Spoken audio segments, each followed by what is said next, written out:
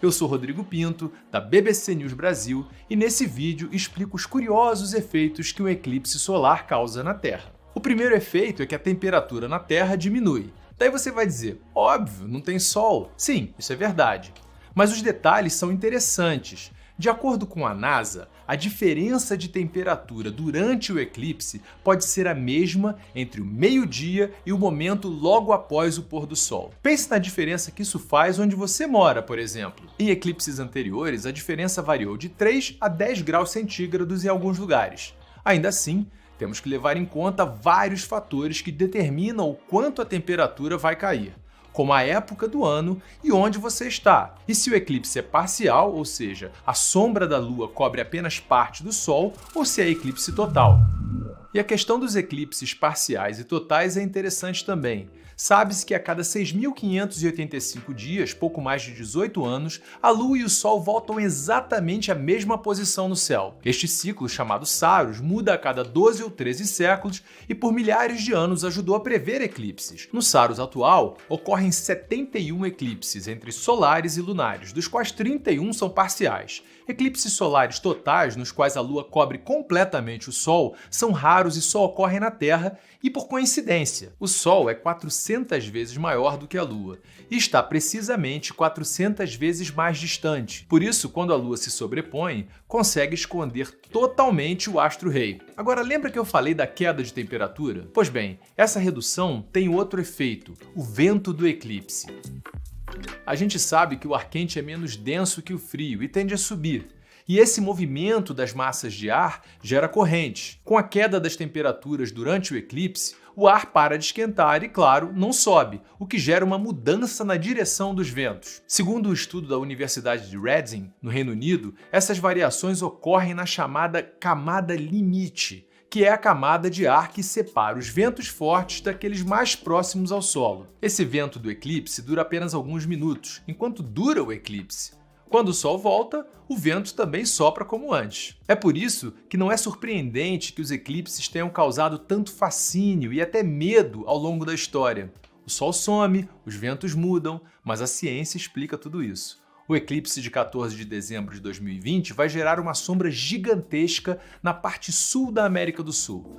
E olha que interessante, para as populações indígenas em cuja mitologia o Sol ocupa um lugar fundamental, este eclipse tem um significado especial. É o caso dos Mapuches, um povo nativo de áreas que hoje fazem parte da Argentina e do Chile. Eles chamam esse fenômeno de Lai Antu ou Lan Antu, que se traduz como morte do Sol. Antes ou depois do eclipse, os líderes espirituais realizavam no passado rituais e orações para apaziguar seus efeitos negativos sobre a Terra. Outro dos efeitos mais curiosos dos eclipses é o que se produz nos animais. A maioria dos organismos vivos tem um relógio biológico sincronizado com o ritmo do Sol. Durante o período de escuridão, por mais breve que seja, os animais entendem que é noite e atuam como se assim fosse. As aves diurnas gritam, se dispersam e buscam o ninho, ou se agrupam e permanecem em silêncio.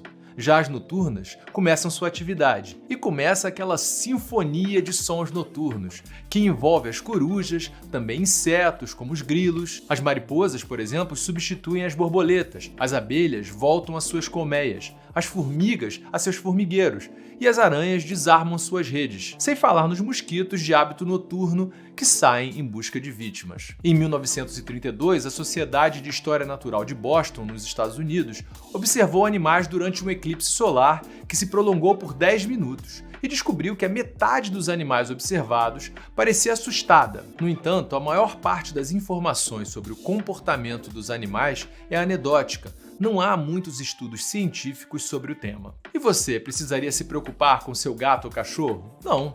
Como o evento é muito breve, a escuridão causa apenas um momento de confusão para os animais de estimação. Além disso, leva muito tempo para os eclipses serem visíveis novamente, exatamente do mesmo lugar.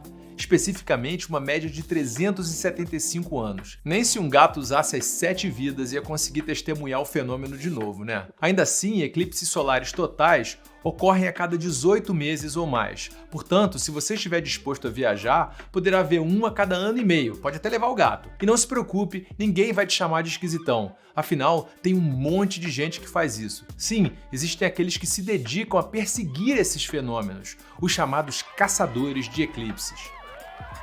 O importante nesse caso é ter óculos especiais, que filtrem 99,999% da luz solar ou outras lentes com filtros especiais. Óculos de sol, radiografias, câmeras não servem para evitar potenciais lesões nos olhos. Então é isso, aproveite o eclipse caso você esteja em uma área onde o fenômeno é visível. Temos outros vídeos muito interessantes sobre eclipses. Por exemplo, um sobre o eclipse de Sobral, aquele dia em que o Brasil ajudou a confirmar a teoria da relatividade de Einstein, olha só. E ainda um que mostra um eclipse solar em 360 graus visto do espaço. Se você achou interessante, dê um like e se inscreva no canal da BBC News Brasil no YouTube e nas nossas redes sociais para não perder o próximo vídeo. Valeu, tchau!